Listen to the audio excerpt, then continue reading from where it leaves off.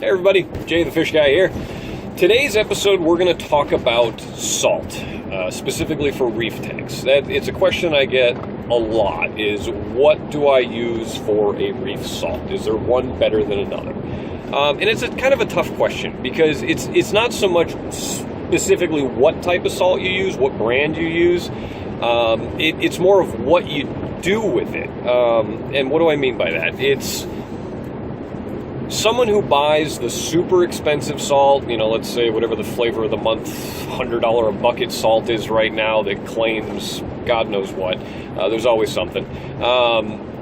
Someone that uses that salt, but their water changes are infrequent or not large enough, or a combination of both.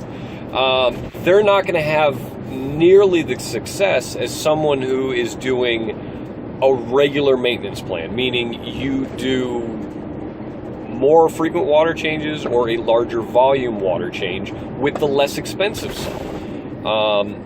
If you're doing a reef aquarium, you absolutely have to use a reef grade salt.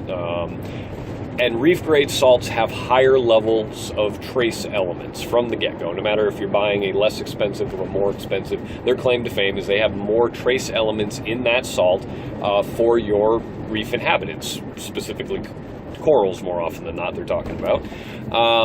So you can buy just the regular run-of-the-mill $50 a box for 200 gallons worth reef crystals and have just as good a success, if not better, than the guy that's buying a $100 bucket of salt and he's not doing anything with it because it's expensive.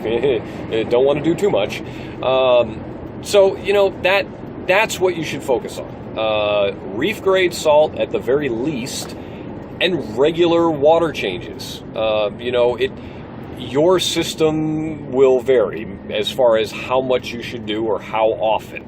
At the very least, you should be doing 25% once a month.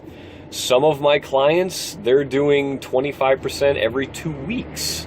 It depends on how much you want to do. If you have dosing systems in place that are dosing the big three, calcium, alkalinity, and magnesium, well, maybe you can stretch it a little bit farther. You do that once a month. But if you're relying on your water changes to keep big three in check and you have a lot of corals, you're going to have to do more frequent water changes. The other thing is, look on the box of salts. Some of them have it, some of them don't. But you look at all the trace elements that are in these salts beyond just the big three that everybody tests for. And there's a ton of stuff in there. So water changes are critical. You got to do them. You're taking out the bad, and you're putting in all that good that you can't test for, but all these animals need in some way, shape, or form. So do your water changes. That is priority number one to a good maintenance plan, and making sure that your husbandry is where it should be. So that's it today from the Fish Guy. Thanks for watching. Give us a like, give us a share, and thanks a lot. Have a good one.